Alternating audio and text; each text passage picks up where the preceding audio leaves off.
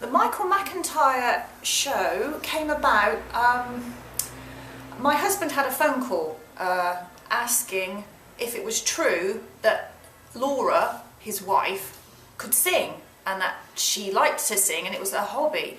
And the reason they phoned John and asked him was because when I first took the shop on, all those years ago, the guy that did the story that went into the newspaper put the headline as "Behold the Singing Florist," because I told him at the time that I was in a band and that I was hoping that I might be able to pick up a bit of singing work through wedding flowers. That never happened because I was far too busy with the shop, but the BBC, when they were researching for the show, just kept tapping in tap dancing, plumber, singing hairdresser. I think that's how they found the first girl that was on there, and then singing florist, and I pinged up that headline from all those years ago.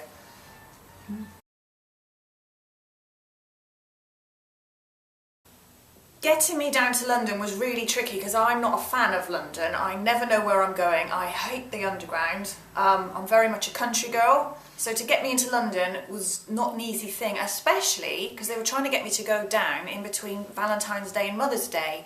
And they were close together this year. There was only a 2-week window of opportunity.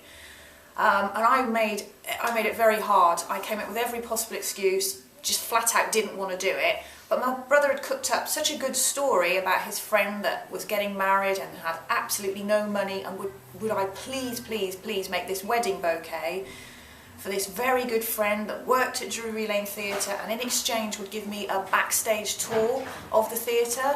And then my husband backed that up by saying that he would take me to a lovely restaurant and a nice hotel. And they kept on and on and on, and in the end I gave in. So that's how they got me there, but it wasn't easy.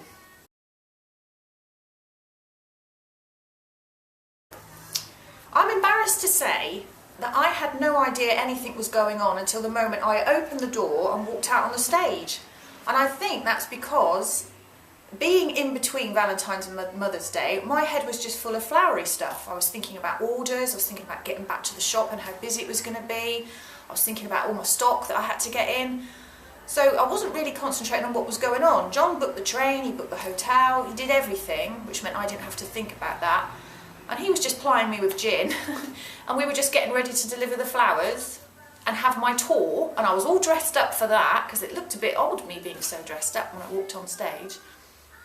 I was getting a bit cross from being made to wait in that awful holding room. I was in there for about an hour, so that's why I sort of burst through the door with these flowers, because I just wanted to get it all out of the way so I could go and have my meal, which I never got.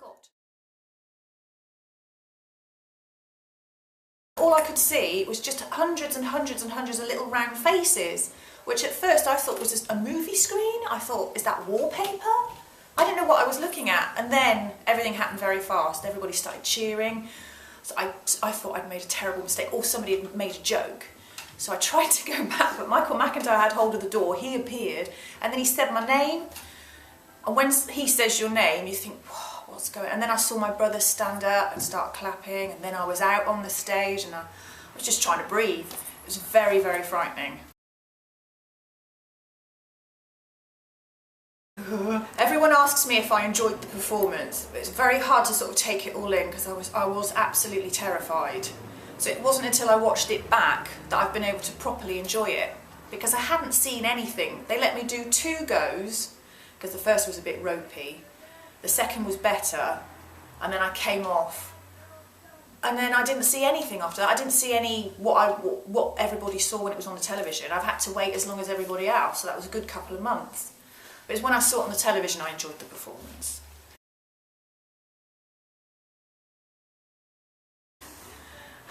What now? Well, I'm a florist, so literally after that going on the TV, I was back at work on Monday.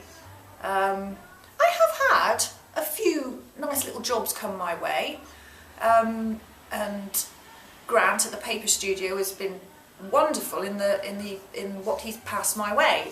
He's had some CDs produced which he's hoping to put forward to the floral community, and it never occurred to me that the floral community might be interested in a singing florist, which is ridiculous. Now I've just heard myself say that. Of course they'll be interested. We're all florists. I'm sure there are more singing florists out there, but I seem to be the one that's got my face on the telly.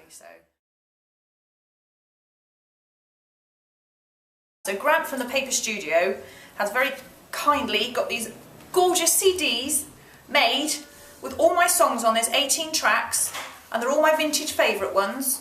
And anyone from the floral community can get in contact and get one of these lovely CDs if they would like. Completely free. Yes. There we go.